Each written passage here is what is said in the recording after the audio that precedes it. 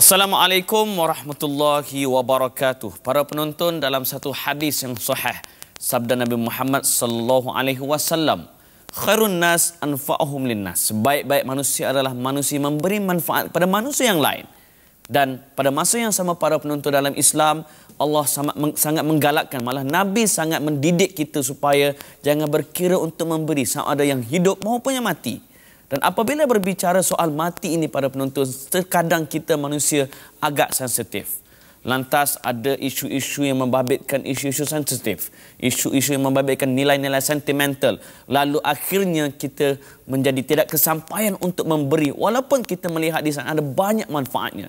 Lantas hari ini di Pentas Bicara, kita akan membicarakan satu tajuk yang cukup penting, iaitu derma organ dalam perspektif Islam. Adakah Islam membenarkan pendermaan organ ini? Kerana ada pendapat-pendapat yang mengatakan bahawa menderma organ itu adalah sesuatu yang haram kerana dikatakan sebagai menyeksa jenazah, kerana bertentangan dengan prinsip syariah. Adakah itu benar? Bagaimanakah kita nak menjawab persoalan itu dengan hujah-hujah yang benar, dengan hujah-hujah yang tepat, dengan nas-nas yang sahih? Para penonton, bersama kita hari ini adalah dua orang panel. Iaitu kita jemput khas di sebelah kanan saya, orang yang cukup mempunyai lokus standby bagi membicarakan isu ini, iaitu Datin Dr. Fadilah Zawiyah Lela Yasmin Mansur, iaitu Ketua Pengurus Pusat Sumber Transplant Nasional. Assalamualaikum Datin. Waalaikumsalam. Sihat? Sihat, afiat.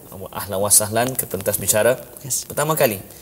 Untuk bicara Al-Hijrah ya pertama kali. Alhamdulillah. Dan di hujung sana, para penonton, saya kira tidak lagi asing di Pentas Bicara. Saya memperkenalkan Dr. Juanda Jahya yang merupakan Mufti Negeri Perlis. Assalamualaikum Doktor. Waalaikumsalam warahmatullahi wabarakatuh. Jauh dari Perlis? Ya, betul. Alhamdulillah. Ya, jauh dari utara. Baik, Masya Allah. Baik, Ya.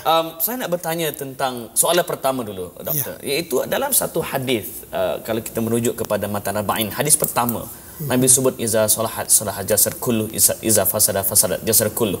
Kalau bagus seketul daging itu, maka baguslah seluruh badan. Ya. Kalau rosaklah daging itu, maka rosaklah seluruh badan. Wahyal qalb. Ya. Itulah dia hati. Nabi sebut tentang kepentingan hati yang merupakan raja kepada tubuh badan. Ada dua soalan dalam konteks ini. Pertama, bagaimanakah signifikannya kepentingan hati kepada kehidupan manusia? Dan yang kedua, benarkah, sebab dalam drama malah orang bercerita kalau jantung ataupun hati itu baik, bila berpindah pada orang lain dia pun jadi baik. Kalau hati itu jahat, bila berpindah pada orang lain dia pun jadi jahat. Bagaimana Islam melihat dua perkara ini, Doktor? Silakan. Baik, bismillahirrahmanirrahim. Alhamdulillah wassalatu wassalamu ala Rasulillah wa ala alihi wa ashabihi wa man wala. Saudara moderator Fadil Ustaz Amin, Datin Lela, muslimin muslimat, para penonton yang dirahmati Allah sekalian. Kita tak nafikan ada hadis Nabi sallallahu alaihi wasallam, hadis yang sahih diriwayatkan oleh Al-Imam Al-Bukhari dan Muslim, yang menjelaskan ala inna fil jasadi mudghah idza salahat salahal jasadu kulluh wa idza fasadat fasadal jasadu kulluh ala wahyal qalb. Ya, ketahuilah di dalam jasad manusia itu ada segumpal darah. Kalau dia baik, maka baiklah seluruh tubuh badan. Kalaulah dia buruk, maka buruklah seluruh tubuh badan. Ketahuilah ia adalah qalb. Dia qalb ni bahasa Arab yang sebenarnya bila diterjemahkan kepada bahasa Melayu tak ada istilah yang tepat. Sebenarnya, ya. Bahkan dalam bahasa Arab itu sendiri dibincangkan apakah qalb itu merujuk kepada hati, yakni hepa ataupun limpa kita, ataupun hati yang merujuk kepada jantung. Ya, sebab itu ada orang yang bawa penafsiran jantung hati. Ya, ataupun apakah ia lebih kepada soal akal fikiran itu sendiri. Ya, yang menyebabkan ada yang menterjemahkan qalb itu sebagai hati nurani, hati yang paling dalam, bukan hati yang zahir. Saya melihat kepada hadis ini tadi, dan istilah-istilah di dalam agama apabila membabitkan soal qalb, ia lebih menjurus kepada hati nurani. Ya, lebih menjurus kepada perkara batin berbanding kepada perkara yang zahir. Ya, sebab kalau kita main terima secara yang literal sahaja, maka semudah itu kita boleh merubah para penjahat. Ya, kita cari hati orang yang baik, orang yang beriman, letakkan kepada dia. Dan hati yang jahat ni pula melalui proses orang yang baik-baik tadi akan jadi baik pula. Tidak, ya. Dia tidak akan berlaku seperti itu, ya. Sebab itu kita lihat di dalam Al-Quran, Allah Subhanahu wa taala mengumpamakan orang-orang yang tidak beriman, orang yang kufur kepada Allah Subhanahu wa taala sebagai hati mereka itu terkunci. Afala yatadabbarunal Quran am ala qulubin aqfaluha. Ya, apakah mereka tidak mampu untuk memahami ayat-ayat Al-Quran, ataupun pada hati mereka itu ada kunci yang memanggai, yang menutupi, ya, menyebabkan mereka tidak mendapat sinaran daripada Al-Quran itu sendiri. Sudah pasti ia bukan hati yang zahir. Sudah pasti ia adalah hati nurani yang batin, yang sifatnya dalaman, ya, yang sifatnya hanya boleh disinari oleh amal soleh yang dilakukan oleh manusia itu sendiri. Dan saya yakin dan percaya semua manusia, tak kira apa agama dia sekalipun, hatta yang tak ada agama sekalipun, mengetahui dengan perbuatan jahat dia, hati ini menjadi kotor, hati itu menjadi rosak. Ya? Dan pada masa yang sama juga, kalau kita lihat perspektif perubatan pun, kalau orang tak jaga makanan yang baik, tak berhati-hati dalam pengambilan makanan pun, hati yang zahir juga akan rosak. Sebab di sinilah datang metafora tadi, ya, datang perumpamaan yang menunjukkan bahawa hati yang zahir itu mesti dijaga dengan cara yang zahir. Begitu juga dengan hati nurani yang batin itu juga mesti dijaga, dididik, dipelihara, ya, dengan cara yang baik menurut amalan kebatinan yang benar. Malah Allah menceritakan dalam Quran, fi qulubihim maradun fazadahumullahu marada. Ya. Dalam hati dia sakit, Allah tambahkan lagi sakitnya. Tapi itu bukan bermaksud dia sakit jantung, ya. Kan? Tidak. Ya. Ya. Maksudnya sakitnya apa? Sakit kerana mereka kufur kepada Allah Subhanahu wa taala, menolak kebenaran, tidak mahu untuk menerima kebenaran walaupun kebenaran itu jelas di hadapan mata mereka sendiri. Itu dah huraian dari Dr. Juanda. Baik, kita beralih kepada Datin Dr. Lela. Bercakap tentang pemindahan ataupun pendermaan organ ini. Apakah maksud yang disebutkan sebagai derma organ, pindah organ itu, dan kenapa doktor ia dilihat sangat penting di dalam ketamadunan manusia? Okey, pendermaan organ adalah pemberian organ-organ kita dalam tubuh badan kita kepada seseorang yang memerlukan kerana mereka kegagalan organ itu untuk menyelamatkan nyawa orang itu. Okey, organ-organ yang kita maksudkan di sini adalah seperti jantung, hati, paru-paru, buah pinggang. Organ-organ ini memang menyelamatkan nyawa, sebab bagi mereka yang kegagalan organ ini memang tak ada harapan lain. Mungkin untuk buah pinggang kita ada rawatan dialisis, tetapi daripada kos masa panjang dan juga daripada kualiti hidup, sememangnya pemindahan organ adalah lebih baik daripada dialisis. Tapi bagi mereka yang kegagalan jantung, hati, paru-paru, memang tanpa pemindahan organ tidak ada harapan untuk mereka hidup. Dan kalau kita tidak ada pendermaan, kita tidak akan ada pemindahan organ. Selain daripada organ, kita juga ada tisu. Tisu adalah seperti mata yang memberi penglihatan, injap jantung. Kalau jantung tu tak boleh digunakan, tapi injap tu masih lagi boleh digunakan. Kategori kedua, tisu. Dan kulit dan juga tulang. Tisu ni mungkin tidak menyelamatkan nyawa, tetapi dia menyempurnakan kehidupan orang itu. Tapi kalau kita katakan kulit sebenarnya sekarang ni dianggapkan sebagai satu tisu yang sememangnya menyelamatkan nyawa. Sebab tisu ni, kulit ni kita gunakan untuk menampal bahagian kulit yang telah kehilangan akibat kelecoran, kebakaran. You bayangkan kalau seseorang itu dah kehilangan seluruh badan dia, kulit itu, dia sepatutnya ditampal secepat mungkin. Kalau tidak ditampal, dia boleh kehilangan apa kita katakan vital fluid, dan juga kuman boleh hinggap. Ini boleh menyebabkan menjejaskan kehidupan. Ia boleh menjejaskan kehidupan sebab kuman ni boleh masuk ke dalam sistemik kita. Dan juga dia boleh melewatkan penyembuhan dan juga menyebabkan kesakitan. Baik, itu dia huraian tentang apakah itu pendermaan dan pemindahan organ, yang termasuk juga tisu, tulang, kulit dan sebagainya. Baik, kita melihat pula bagaimana pandangan ataupun perspektif Islam, doktor. Saya sempat membaca Dr. Yusuf Al-Qaradawi dan menggunakan hadis idza mata ibnu adam in qata amaluhu illa min thalath. Salah satunya adalah sedekah jariah, terputus segala amalan bila mati kecuali 3, salah satunya adalah sedekah jariah. Menjadikan bahawa derma organ itu harus. Jadi Malaysia bagaimana? Apakah pandangan Dr. Yusof Al-Qaradawi ini applicable di Malaysia, dan bagaimana pandangan doktor tentang hukum menderma dan pemindahan organ ini? Doktor. Baik, bismillahirrahmanirrahim. Soal transplant ialah suatu ilmu baru yang dijumpai oleh manusia, ya. Sebab tu kalau orang kata transplant ni perkara yang bid'ah, ya perkara bid'ah. Perkara baru yang direka dicapai oleh ilmu manusia. Adakah wujud di zaman Nabi? Zaman Nabi sallallahu alaihi wasallam teknologi perubatan belum sampai tahap itu. Transplant tak berlaku. Tapi kalau kita nak sebut replantasi, berlaku. Tapi ia berlaku dalam konteks mukjizat sebagaimana yang berlaku kepada sahabat Nabi sallallahu alaihi wasallam Qatadah bin Nu'man sebagai contoh. Dalam peperangan Badar, mata dia tercabut keluar, dengan mukjizat Nabi tampal balik mata dia balik kepada asal. Ataupun Muawiz bin Afra, tangan dia terputus dalam peperangan Uhud. Dia terus mengadu kepada Nabi tampal balik. Itu mukjizat Nabi sallallahu alaihi wasallam. Dan para ulama fiqh sendiri berbincang perkara-perkara seperti ini sebagai suatu asas. Sehingga Al-Imam Asy-Syafi'i dan Al-Imam Asy-Syarbini dalam kitab-kitab mereka dalam fiqh Syafi'i menyebut tentang keharusan untuk menyambung tulang manusia, keharusan untuk menyambung gigi manusia. Itu pada zaman ilmu transplant itu belum wujud lagi. Dan saya yakin dan percaya ilmu transplant ini perkara yang amat baru. Baru dalam 100 tahun atau 200 tahun. Mungkin Dr. Lela boleh sahkan nanti.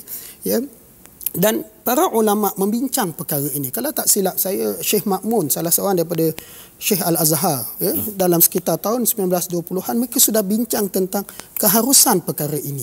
Dan dalam konteks tanah air kita Malaysia, kebetulan hari ini 5 November, negeri Perlis sebagai negeri yang pertama mengeluarkan fatwa pada 6 November 1965, 47 tahun yang lalu. 47 tahun yang lalu sudah ada fatwa oleh Syekh Abu Bakar Al-Asy'ari yang menyatakan bahawa derma kornea mata, pada masa itu mungkin hanya baru ada teknologi derma kornea mata pada saat itu di Malaysia, maka para ulama di Perlis, fatwa di Perlis menyatakan bahawa diharuskan kerana ia bawa faedah dan manfaat kepada orang ramai dan ia dibenarkan oleh syarak. Manakala di peringkat kebangsaan pula, kalau kita lihat fatwa kebangsaan sendiri dalam tahun 1970, dalam persidangan yang pertama baru nak bincang. Dalam persidangan yang ke-6 pada tahun 1973 diputuskan, diharuskan untuk menderma mata, kornea dan menderma jantung. Dan perkara ini seterusnya berkembang di negeri-negeri lain. Di Sarawak pada tahun 1997, derma ginjal, di Johor, Selangor, Penang dan sebagainya. Dikembangkan lagi pandangan-pandangan berdasarkan perkembangan teknologi perubatan yang ada di dalam negara kita sendiri. Sebenarnya soal pendermaan organ ini termasuk perkara-perkara yang mubah, perkara-perkara yang diharuskan oleh agama sebab tidak ada nas atau dalil yang menyatakan ia sebagai perkara yang diharamkan. Sebab itu para ulama apabila berbincang soal hukum pendermaan organ, mereka banyak berasas kepada kaedah-kaedah fiqh. Sebagai contoh, ad-darurat tubihul mahzurat, perkara yang diharamkan akan dihalalkan untuk menjauhi kemudaratan. Menyelamatkan nyawa itu lebih penting dan mengatasi segala-galanya sebab ia termasuk ad-daruriyat al-khamsah, hifzun nafsi. Kemudian asas Al-Quran itu sendiri, wa ta'awanu 'alal birri wat taqwa, berbantulah kamu dalam perkara yang mendatangkan ketakwaan. Dan lebih daripada itu lagi, dalam ayat 26 suratul Maidah, Allah Subhanahu wa taala menyebut suatu ungkapan yang amat hebat, wa man ahyaha faka'annama ahyan nasa jami'a. Barang siapa yang menghidupkan satu nyawa manusia, maka sesungguhnya dia umpama menghidupkan nyawa seluruh manusia yang lain. Sebab itulah kita sebut bahawa asas pendermaan organ ini ialah asas yang amat kuat dibenarkan oleh syarak sebab ia membabitkan perkara yang membawa kemaslahatan kepada semua manusia. Bagi mereka yang tak memerlukan, dia rasa selfish, dia rasa pentingkan diri sendiri. Tapi bagi mereka yang berhajat, mereka mengharapkan derma, keikhlasan, keinginan untuk membantu daripada bilion manusia yang ada di sekeliling dia. Sebab itu Al-Quran datang dengan ungkapan wa man ahyaha faka'annama ahyan nasa jami'a. Barang siapa yang menghidupkan satu jiwa, umpama dia menghidupkan nyawa seluruh manusia. Dan untuk makluman juga, bukan hanya Malaysia yang buat pandangan seperti ini. Negara-negara Arab sebagaimana saya sebut tadi, di Mesir, di Al-Azhar sendiri daripada tahun 1920-an sudah ada fatwa seperti ini. Kemudian ia berkembang kepada negara-negara Arab yang lain, hatta negara seperti Arab Saudi sendiri dalam tahun 1980 sudah ada fatwa rasmi yang membenarkan untuk penerimaan organ daripada orang lain, tak kira dia Muslim atau non-Muslim dan sebagainya, sebab ia bertitik tolak daripada asas membantu sesama manusia, menjauhkan kemudaratan, mewujudkan semangat saling membantu di antara satu sama lain, dan yang lebih daripada itu ialah buat sesuatu yang datang manfaat dan maslahat kepada manusia yang lain. Baik, Datin, berkenaan dengan persoalan derma organ ini, berapa ramai yang memerlukan dan macam mana pula prestasi orang Islam yang bersetuju untuk menderma organ? Jangan jawab lagi. Kita berehat seketika. Kita tunggu selepas ini di Pentas Bicara.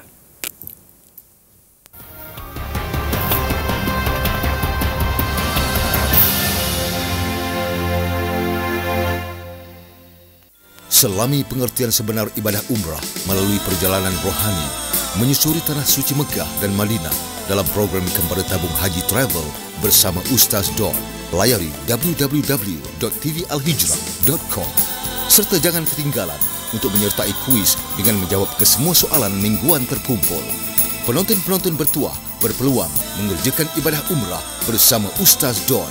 Hanya di TV Al-Hijrah, segalanya bermula di sini.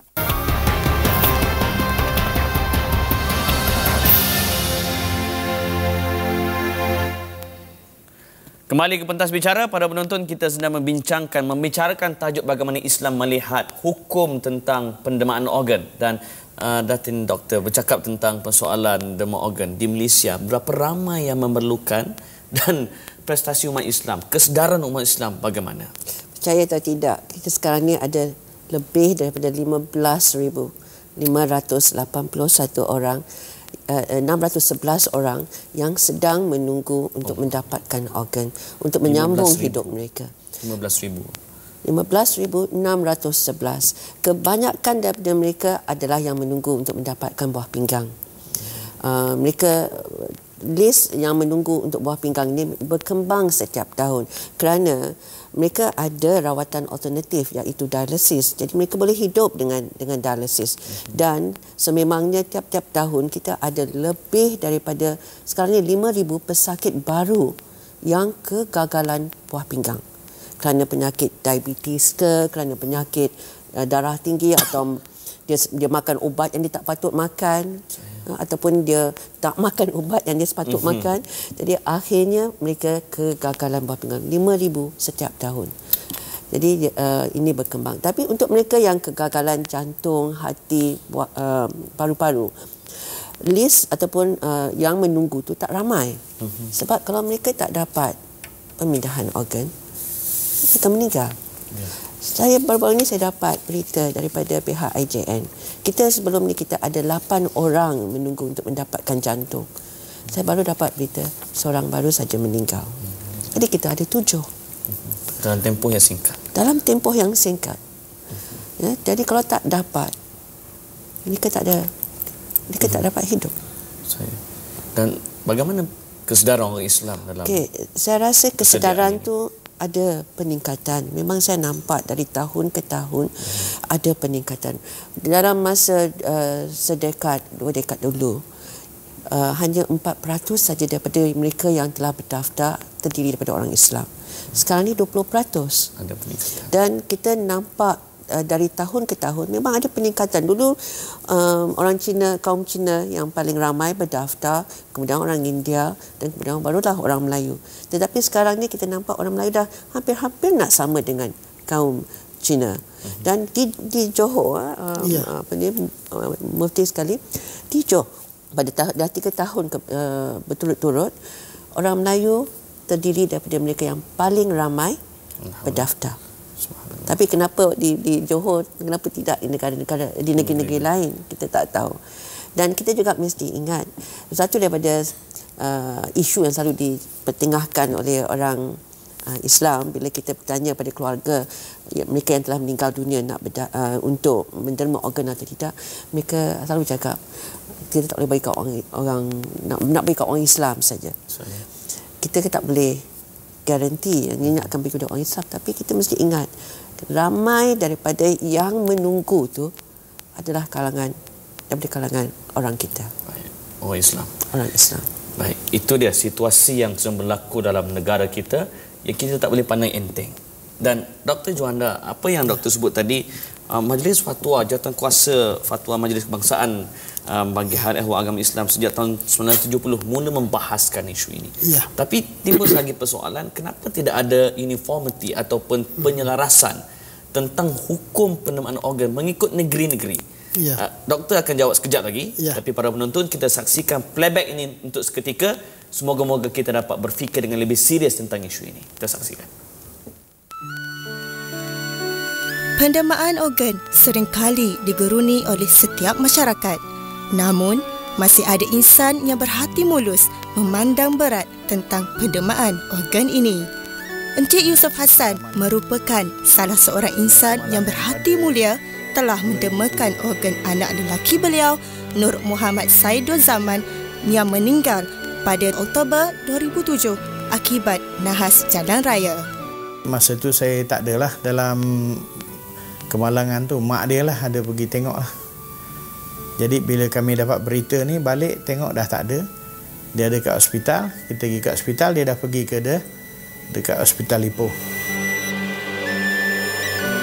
Susulan daripada kemalangan itu, Encik Yusof sekeluarga bersepakat untuk mendermakan organ anaknya kepada insan yang memerlukan. Dan isteri saya bagi tahu, tak apalah doktor, kita nak tolong orang tak ada duit. Jadi kalau ini boleh bantu, tak apalah kita bagi.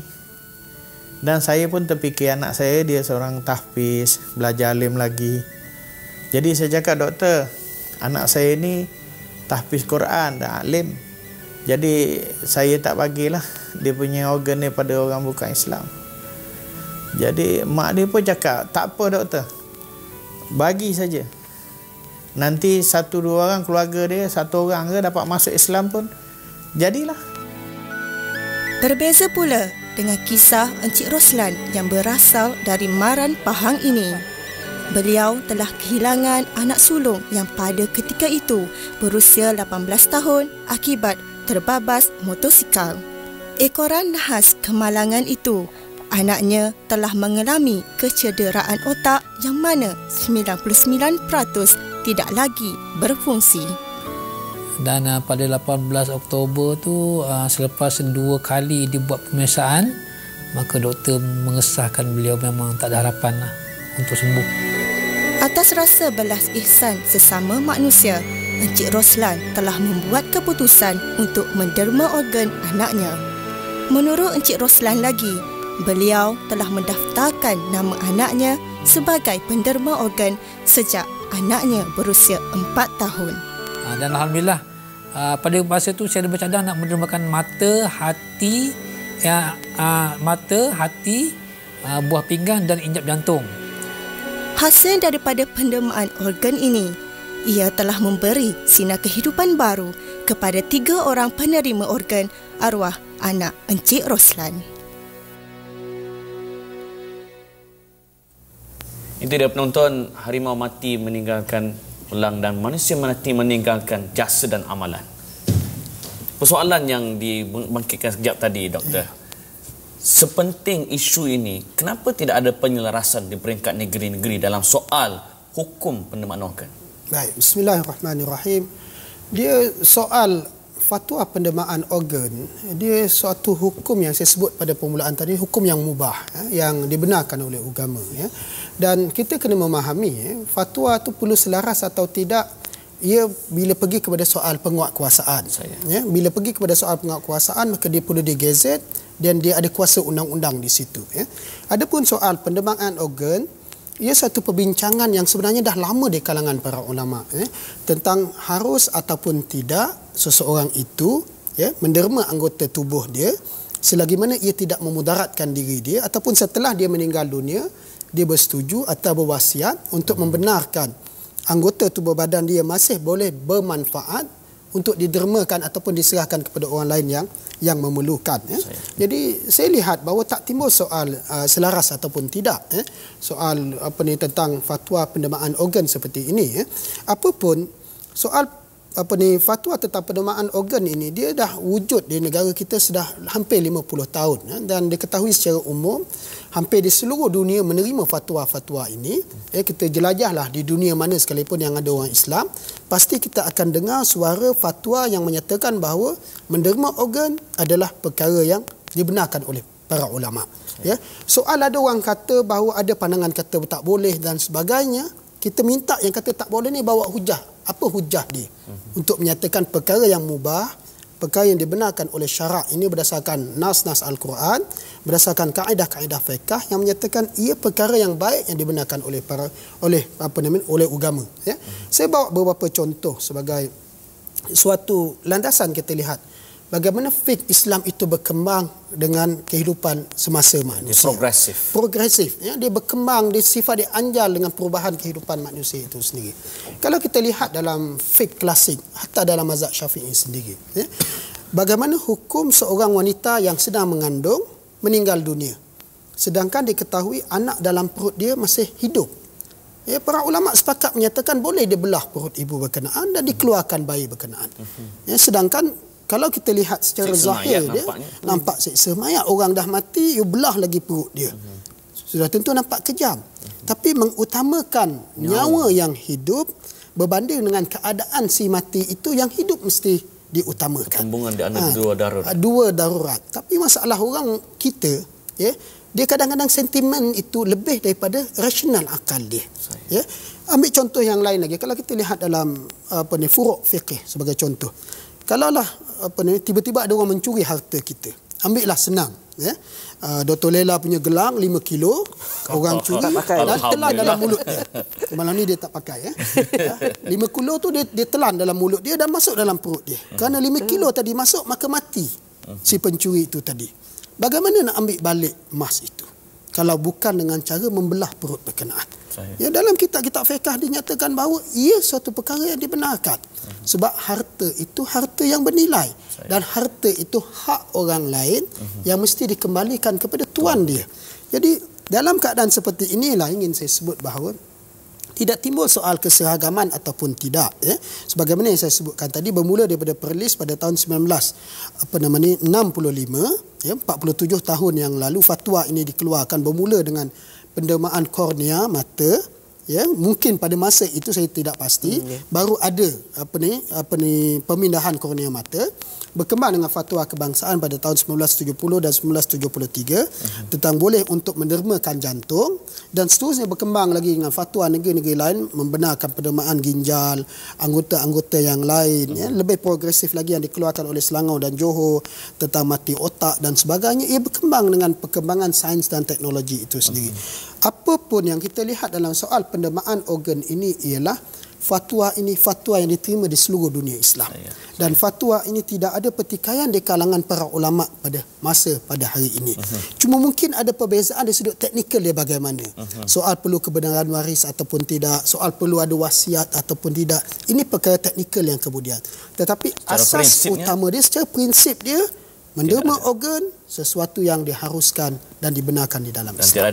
Tidak ada beza pendapat dalam soal prinsip. Soal prinsip itu tidak ada perbezaan pandangan. Doktor ada sebut tentang mati otak, doktor. Ada dua soalan dalam isu ini. Pertama, apakah yang dimaksudkan dengan mati otak? Satu, dan untuk menderma organ kena confirm mati dulu.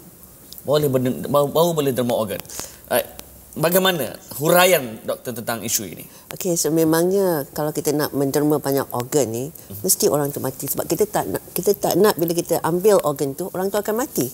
Kita tidak, pendermaan itu tidak boleh menyebabkan itulah kematian. bahawa nak siksaan yang sebenar. Sebenarnya memang kita boleh menderma sewaktu hidup. Ada juga kita boleh bagi satu daripada buah pinggang kita, kita ada 2 atau sebahagian. Tetapi risikonya begitu ada risiko yang boleh menyebabkan kematian juga boleh terjadi ataupun risiko masalah-masalah kesihatan yang boleh berlaku, tetapi risiko itu kecil tapi untuk seseorang yang tidak memerlukan. Jadi lebih baiklah orang yang telah meninggal dunia yang menderma, sebab kalau kita ambil organ-organ itu daripada orang yang dah meninggal dunia, dia tidak akan menyebabkan apa-apa masalah.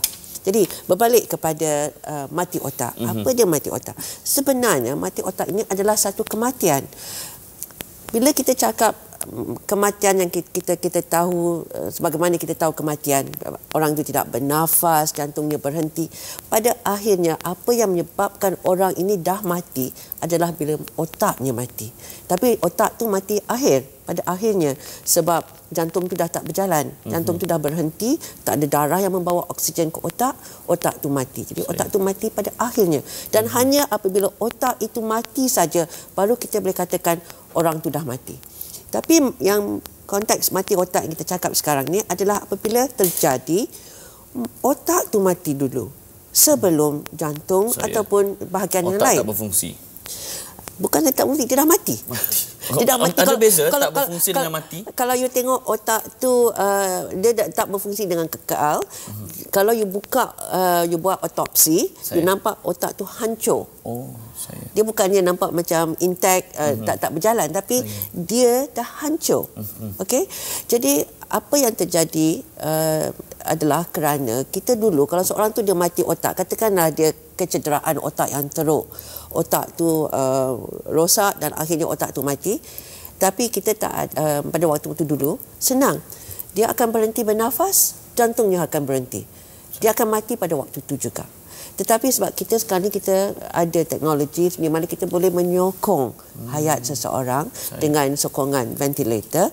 Jadi kita timbul masalah di mana otak itu mungkin mati tapi nampak macam orang itu masih lagi bernafas, jantungnya masih. Sebab kalau pernafasan diberi walaupun orang tu tak bernafas, oksigen ada, jantung tu mendapat oksigen, jantung tu boleh juga terus berdegup, tetapi terhad sebab pada akhirnya dia juga akan berhenti. Sebab apabila seorang itu mati otak akan timbul masalah untuk organ-organ yang lain dan akhirnya jantung akan berhenti. Sebab orang yang mati otak itu sebenarnya telah mati, telah meninggal dunia.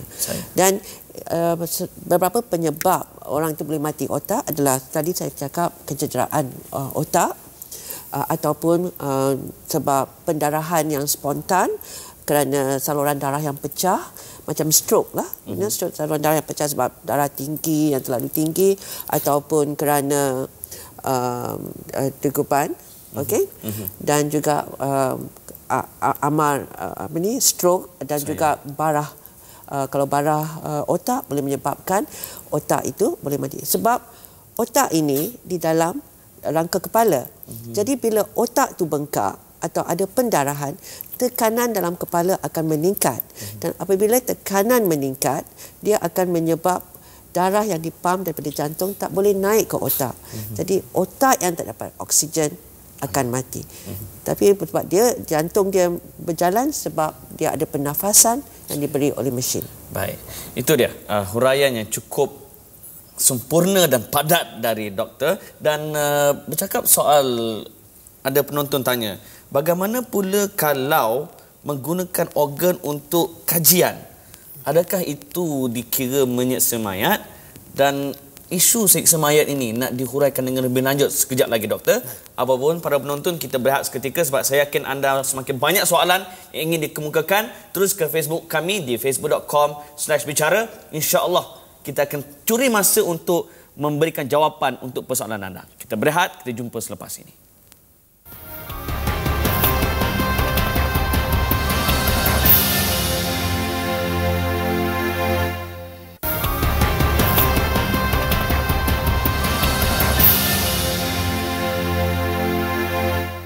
Kembali ke Pentas Bicara, para penonton, sebelum kita berhenti berehat, saya meninggalkan anda kepada soalan, iaitu adakah benar menderma organ ini adalah menyeksa mayat, dan bagaimana pula situasi kalau menggunakan organ-organ ataupun jasad mayat, jenazah untuk sebagai bahan kajian, kaji selidik, Dr. Juanda? Baik, bismillahirrahmanirrahim. Mayat manusia, manusia ni dilihat oleh Islam sebagai makhluk yang mulia, hidup dan mati. Berdasarkan firman Allah Subhanahu wa taala, "Wa laqad karramna bani Adama wa hamalnahum fil barri wal bahr." Demi sesungguhnya kami telah muliakan anak Adam itu, dan kami bagi kemudahan dia untuk bergerak di darat dan di laut. Sebagaimana yang difirmankan oleh Allah Subhanahu wa taala dalam ayat ke-70 daripada suratul Isra. Dalam erti kata lain, jasad manusia, sama ada sewaktu dia masih hidup atau telah mati, sama ada dia Muslim atau bukan Muslim, dalam apa keadaan sekalipun, apatah lagi setelah dia meninggal dunia, mesti dihormati, mesti dimuliakan, tidak boleh dihinakan, tidak boleh dibuatkan sesuatu yang sesuka hati terhadap jenazah berkenaan. Sebab itu merentasi semua agama melihat bahawa soal jenazah manusia itu satu perkara yang amat sensitif. Apa sikap Islam dalam perkara seperti ini? Sikap yang sama juga, menghormati mayat manusia. Kita tidak menafikan perkara ini.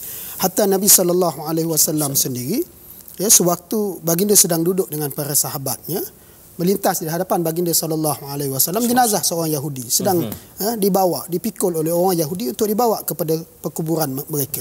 Dan baginda SAW bangun. Para sahabat kata, "Ya Rasulullah, ini jenazah orang Yahudi." Nabi SAW menjawab, "Alaysat nafsan." Bukankah ini suatu jenazah jiwa seorang manusia yang mesti dihormati? Ini prinsip yang kita pegang dalam soal menghormati jenazah, menghormati mayat manusia, sama ada mereka masih hidup ataupun setelah mereka meninggal dunia. Bahkan dalam Islam, dalam peperangan sekalipun, Islam melarang tentera-tentera Islam daripada melakukan tamsil, yakni mencacatkan jenazah-jenazah mayat musuh yang terbunuh dalam peperangan berkenaan. Artinya Islam meletakkan kemuliaan jenazah itu sampai ke tahap yang seperti itu. Sehingga kan dalam banyak hadis, antaranya ialah hadis yang disebut oleh Al-Imam Ahmad rahimahullahu ta'ala di dalam Musnad Imam Ahmad, hadis yang sahih, disahihkan oleh Al-Imam Al-Albani rahimahullahu ta'ala, diriwayatkan bahawa Nabi SAW bersabda, "Inna kasra izamil mayyiti mayitan kamithli kasrihi hayyan." Sesungguhnya mematahkan tulang mayat yang sudah mati itu adalah sama seperti mematahkan tulang orang yang masih hidup. Dalam erti kata lain, mematahkan yang telah mati adalah sama dosanya seperti mematahkan orang yang masih hidup. Sudah pasti kita faham hadis ini patah dalam bentuk penghinaan, dalam bentuk penyiksaan. Ada ke orang saja nak patahkan tangan orang yang sedang hidup? Saja mengisi masa lapang tak ada. Sudah pasti ini satu perbuatan yang kejam, perbuatan yang zalim, perbuatan yang main-main dan sebagainya. Begitu juga yang kita apply, yang kita fahami bagi mereka yang sudah meninggal dunia. Tak ada orang saja-saja untuk memotong jenazah. Tidak. Semua manusia memahami yang telah mati itu mati. Dia tidak boleh untuk membela diri dia lagi. Jadi dalam soal penderbaan organ di sini tidak timbul soal penghinaan terhadap mayat itu sendiri. Amalan menghina mayat ini amalan jahiliah daripada zaman dahulu. Jadi pada zaman moden pada hari ini, manusia apabila nak memindahkan organ, mereka penuh dengan tata tertib, tata cara, penuh dengan akhlak dan peraturan yang telah ditentukan. Sudah pastilah mereka sebelum ambil kornea mata, mereka dah pasti kornea ni kalau diambil, dia masih boleh pakai ke tidak. Sebab saya pasti dalam ilmu perubatan dah ditentu. Setelah kematian, berapa jam anggota itu boleh dipakai. Yang saya ingat satu saja, Saudara Amin, otak manusia. 2 minit lepas meninggal, otak tu tak boleh pakai dah. Maksudnya agak mustahil untuk kita buat pemindahan otak. Jadi bagi yang kurang cerdik tu tak payah fikir untuk dapat pemindahan otak jadi lebih cerdik. Tidak. Tapi anggota yang lain juga ada tempoh-tempoh tertentu. Yang mana kalau lewat daripada tempoh berkenaan, anggota itu sudah tidak boleh dimanfaatkan lagi. Dalam erti kata lain, pemindahan organ dilakukan dengan penuh menghormati mayat berkenaan. Tanpa melihat dia beragama apa, berbangsa apa dan sebagainya. Sebab dianggap ini penderma yang terhormat yang akan membantu menyelamatkan nyawa orang lain. Dan pasukan perubatan yang mengambil barang dermaan itu tadi akan mengambil dengan penuh berhati-hati. memotong di tempat yang perlu sahaja. Dan tempat yang sudah diambil itu akan ditutup dengan begitu kemas sekali. Dijahit dengan begitu baik sekali. Bukan Sehingga seolah-olah tak pernah berlaku pendermaan itu dilakukan oleh si mati yang berkenaan itu tadi. Ya. Sebab itulah kita lihat bahawa tidak timbul soal menyeksa mayat, memudaratkan mayat, mengaibkan mayat dan sebagainya. Dan sudah pasti perkara seperti ini dilakukan di tempat yang tertutup dan dilakukan dengan penuh penghormatan. Ya. Persoalan tentang bahan kajian oleh para pelajar perubatan dan sebagainya. Ini juga satu perkara daruriyat yang perlu dipenuhi oleh umat Islam. Ya. Setakat ini saya dapati bahawa para ulama kita belum lagi berani ke tahap untuk menyatakan bahawa boleh derma satu tubuh badan untuk dijadikan sebagai bahan kajian. Ya, yang banyak kita ada ialah jasad daripada manusia yang tidak diketahui jantina dia, ni agama dia ataupun identiti dia. Ya. Dan perkara seperti ini yang wajar untuk kita kembangkan. Sebab itu pada saya sudah tidak timbul soal boleh tak boleh untuk menderma anggota. Ya, ia perkara mubah yang dibenarkan oleh agama sebab ia mendatangkan maslahat kepada orang lain. Dan bahkan dalam setengah keadaan ia menjadi suatu kewajipan untuk membantu orang lain yang berhajat kepada bantuan berkenaan bagi menyelamatkan nyawa dia. Dan kita lihat juga bagi mereka yang duduk dalam alam perubatan, para pelajar perubatan, saya pasti sebelum mereka sentuh mayat yang digunakan sebagai alat uji kaji itu, pensyarah mereka, profesor mereka akan bagi satu amaran yang cukup keras agar menghormati jenazah itu dan dianggap jenazah itu sebagai guru mereka, yang memberi ilmu kepada mereka, biar mereka merasai sendiri macam mana rasa kulitnya, macam mana rasa isinya, potongan itu bagaimana, dalam mana yang patut dipotong untuk mencari punca-punca penyakit, urat mana yang perlu dilihat, tulang mana yang perlu dibaiki dan sebagainya. Jadi ini ilmu yang sudah berkembang hebat, yang mana matlamat dan tujuan ilmu ini semua adalah untuk kebaikan manusia. Dan ini bukan perkara yang main-main yang orang boleh anggap macam tangkap ayam belah perut bagi tidak. Boleh saya tambahkan sedikit. Sememangnya bila kita buat proses pendermaan itu, yang memang dijalankan seperti orang yang hidup di Dewan Bedah. Kalau untuk organ, walaupun kalau untuk tisu kita boleh buat di mortuary ataupun rumah mayat, tetapi proses itu akan dijalankan dengan penuh hormat. Dan kami sebagai koordinator yang mengendalikan ataupun menyelaraskan pendermaan itu akan menentukan pihak-pihak yang akan datang mengambil organ. Dia tidak mengambil lebih daripada apa yang telah diberikan. Organ yang akan diambil adalah organ yang telah didermakan, yang ada penunggunya yang telah dikenal pasti dan juga yang boleh digunakan. Kalau tak boleh digunakan, kita tak ambil. Tetapi kadang-kadang kita mungkin ambil dan pada saat bila kita nak gunakan tak dapat digunakan. Untuk kita gunakan untuk proses untuk tujuan yang lain selain daripada transplant, kita masih lagi mendapatkan kebenaran. Tak terjadi yang kita ambil organ masa buat postmortem. Macam ada orang yang ingat bila kita orang buat postmortem kita curi organ. Tak terjadi. Nak buat postmortem tu pun kita memerlukan kebenaran. Nak ambil organ, nak gunakan pun mesti mendapat dengan kebenaran. Apa yang disebutkan oleh doktor tadi cukup menarik. Ada lagi soalan dari penonton. Mereka tanya, ada atau tidak had umur? Maknanya minimum berapa umur, maksimum berapa usianya? Syarat-syarat pendermaan organ. Maknanya dia ni mak rempit, suka isap dadah, minum arak, dia pun dengan baik hatinya nak derma organ. Kan? Bagaimana? Adakah ini memenuhi syarat untuk menderma organ? Okey, pertamanya untuk berikrar. Untuk berikrar kita tak ada had umur ataupun walaupun orang tu ada penyakit, tetap mengapa dia boleh berikrar. Itu baru berikrar saja. Ini niat dia. Tapi kalau orang tu berumur kurang dari 18 tahun, mesti mendapatkan kebenaran bertulis dari pihak mak bapak lah ataupun guardian. Tapi pada waktu kematian saja kita akan tentukan sama ada organ itu masih lagi boleh diguna pakai. Dan untuk mungkin jantung, paru-paru, kalau orang itu dah berumur lebih daripada 50-60 tahun, mungkin tak sesuai untuk digunakan sebagai jantung untuk pembedahan jantung, tetapi kita boleh guna injapnya. Tapi orang yang dah berumur sehingga 60, 70, 100 tahun, kalau matanya dijaga, kita masih lagi boleh gunakan kornea. Kornea ni adalah selaput di depan, walaupun dia ada katarak. Kalau dia tak buat operation untuk katarak, kita masih lagi boleh gunakan kornea tu walaupun dia dah berumur.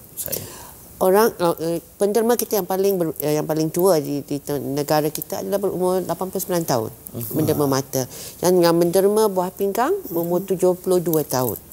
69. Sebab dia jaga. Benda tu subjektif lah ya. Dia jaga buah pinggang dia dengan baik. Saya kadang-kadang yang muda main belah saja tak tahu juga. yang paling muda yang kita dah ambil organ tisu adalah berumur 25 hari. Masya Allah.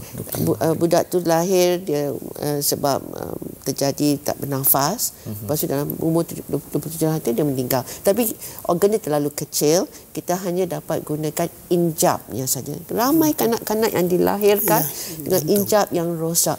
Kita terpaksa dapatkan injap ni daripada luar negara, tak cukup, dengan kos beribu-ribu ringgit, 20,000 ringgit. Sedangkan kalau penderma tu menderma, kita boleh gunakan percuma untuk penerima. Yang kanak-kanak yang menderma buah pinggang sebagai organ, yang paling muda berumur 14 bulan. Masya Allah.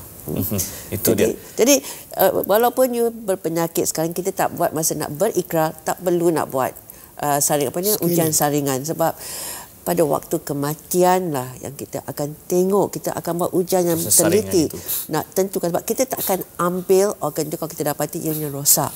Tapi sebab sekarang ni organ memang terlalu kekurangan. Kita akan cuba tengok sama ada kita boleh gunakan atau tidak.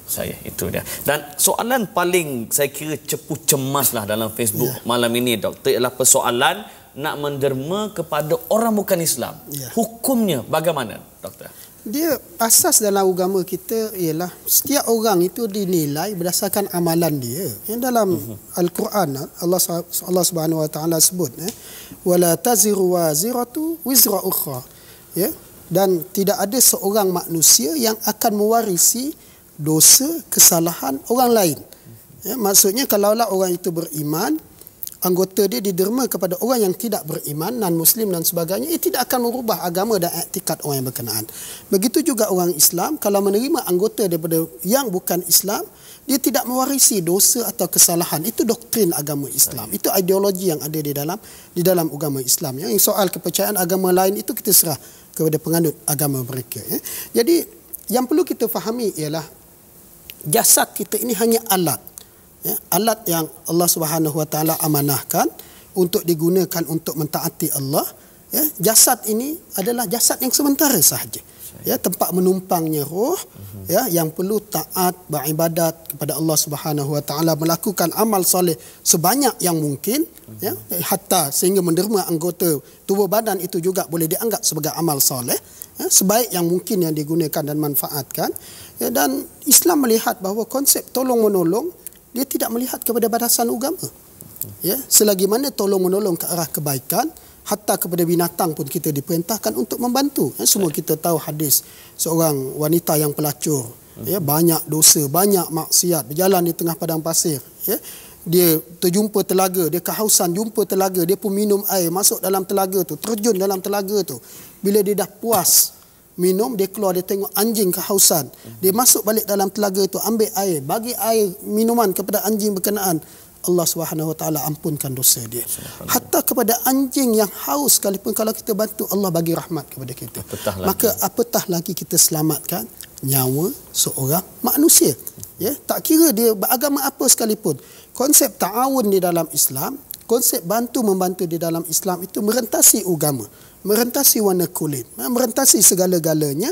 Dan kalau kita lihat dalam sirah Nabi SAW, bagaimana baginda SAW itu cukup toleran dalam soal bantu-membantu di antara satu sama lain. Semua orang yang membaca sirah Nabi sewaktu baginda wafat tahu bahawa baginda wafat dalam keadaan baju besinya itu masih berada dalam gadaian jirannya orang Yahudi. Artinya sikap saling bantu-membantu itu merentasi agama. Dan termasuk dalam perkara seperti ini ialah soal pendermaan organ ini tadi. Yang tidak timbul soal kalau kita dapat anggota daripada non-Muslim atau menerima darah daripada non-Muslim, ya, maka akan menggugat keimanan kita. Tidak sama sekali. Ya, ia tidak timbul sama sekali. Jasad ini hanyalah alat, jasad ini hanyalah kalau kita sebut kenderaan yang dikenderai oleh roh yang berada di dalam dia, yang dinilai di sisi Allah Subhanahu Wa Taala ialah amalan jasad itu sendiri. Ya, kalaulah jasad itu molek, sehat dan sebagainya, tapi buat maksiat, jasad itu pun tak ada faedah dia. Ya, sebab pada penghujungnya jasad yang baik dan jasad yang buruk semuanya akan musnah. Semuanya akan dimakan tanah. Berlaku hari kiamat semuanya akan mengalami kehancuran. Tetapi penghujung dia yang dinilai oleh Allah Subhanahu Wa Taala ialah amal soleh itu sendiri. Bayangkan kalau jasad itu diterima oleh mereka yang beriman dan beramal soleh, maka berpanjangan amal soleh yang berkenaan. Tetapi ada orang terfikir, kalau yang terima itu tiba-tiba dia tidak melakukan amal soleh, non-Muslim dan sebagainya, melakukan kekufuran kepada Allah Subhanahu Wa Taala, apakah dia akan mendapat dosa daripada perbuatan orang yang bukan Islam itu tadi? Sama sekali tidak. Ayat Al-Quran sebut jelas, wala taziru waziratu wizra ukhra. Ya, tidak ada manusia yang akan mewarisi kesalahan, kesilapan yang dilakukan oleh orang lain. Tetapi dalam soal kebaikan, dia akan dapat bonus daripada kebaikan yang dilakukan oleh orang lain. Apapun, hatta kalau diterima oleh orang yang jahat sekalipun, dia sudah membantu orang itu peluang untuk dapat kehidupan. Ayat Al-Quran tadi jelas, waman ahyaha faka'annama ahyan nasa jami'a. Barang siapa yang menghidupkan satu nyawa, pahala dia umpama menghidupkan nyawa seluruh manusia. Doktor, dalam tempoh kurang dari 2 minit ni, 1 minit ni, kita nak mengingatkan pada para penonton bagaimana nak mendapatkan maklumat lebih lanjut tentang proses transplant ini dan untuk berikrar mendaftarkan diri sebagai penderma organ. Bagaimana supaya perbincangan ini bukan hanya no action talk only, tapi kita ada susulan dari perbincangan kita. Doktor, pergi ke website kami di www.agiftoflife.gov.my dan dapatkan maklumat, boleh berdaftar online. Dan juga boleh pergi ke Facebook kami sebab boleh berinteraksi dengan kami dan dapatkan maklumat secara directly online dengan kami. Dan juga kalau nak boleh menelefoni kami. Sekarang ni boleh mendapatkan borang tu di mana-mana tempat, di hospital-hospital, tapi online senang. Saya Google saja, Google semua jumpa. InsyaAllah tanya Dr. Google. Dr. Juanda, kesimpulan dalam kurang 1 minit ini kepada para penonton. Menderma organ satu daripada amal soleh, satu daripada amal jariah, dan para ulama sepakat menyatakan membantu manusia itu suatu perkara yang disuruh oleh agama. Jelas dalam Al-Quran, wa ta'awanu 'alal birri wat taqwa. Hendaklah kamu saling bantu-membantu atas perkara kebajikan dan ketakwaan. Dan sudah pasti membantu manusia, baik sekadar kornea mata, baik sekadar kulit, baik sekadar ginjal, baik sekadar apa saja anggota yang boleh bermanfaat, itu dianggap amal soleh yang berterusan, yang akan membawa manfaat kepada manusia itu sewaktu dia menghadap Allah Subhanahu Wa Taala pada hari akhirat kelak. Dr. Juanda dan Datin Dr. Lela, terima kasih kerana sudi bersama kami di Pentas Bicara.